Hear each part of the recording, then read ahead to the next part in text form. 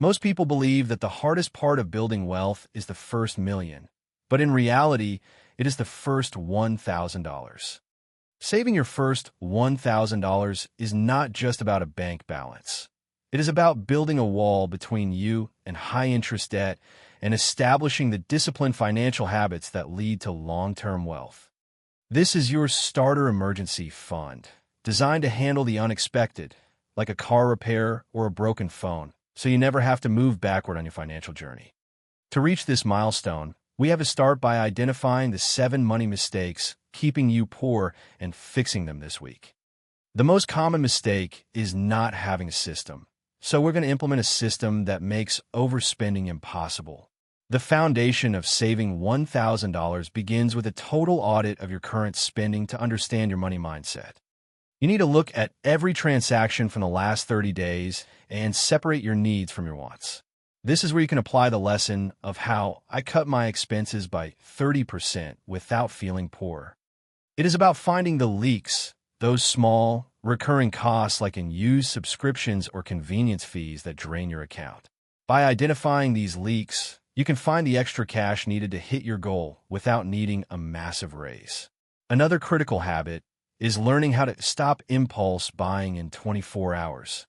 Most of our overspending happens in the heat of the moment, and by forcing a 24-hour waiting period on any non-essential purchase, you regain control over your financial life.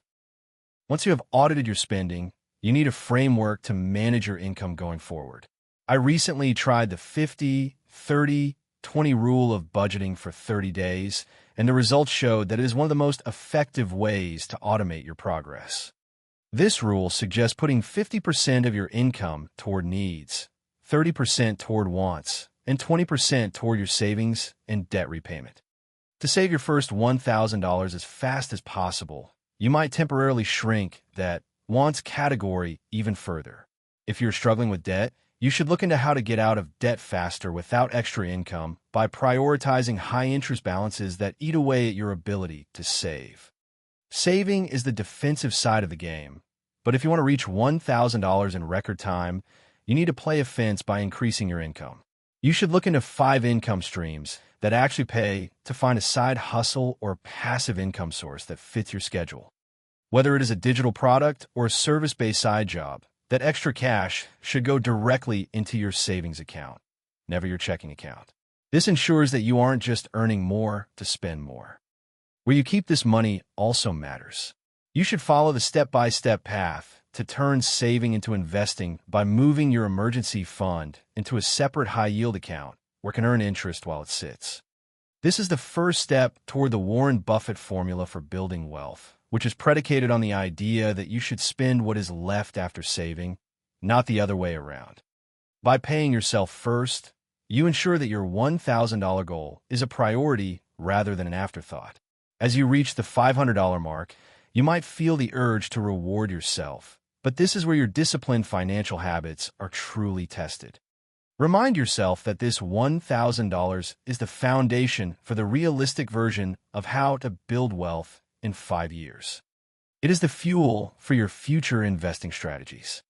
Once that $1,000 is secured, you can shift your focus from playing defense to playing offense.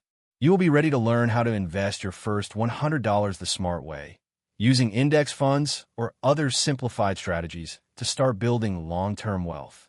Ultimately, this process of saving your first $1,000 is about more than just the cash. It is about proving to yourself that you can think smarter about money. You are breaking the cycle of living paycheck to paycheck and taking real steps toward financial freedom. By mastering the system that makes overspending impossible and committing to the 50/30/20 rule, you are no longer just a beginner on a financial journey. You are someone with a plan. Keep your focus on the long-term wealth you want to create. Stay disciplined with your daily habits.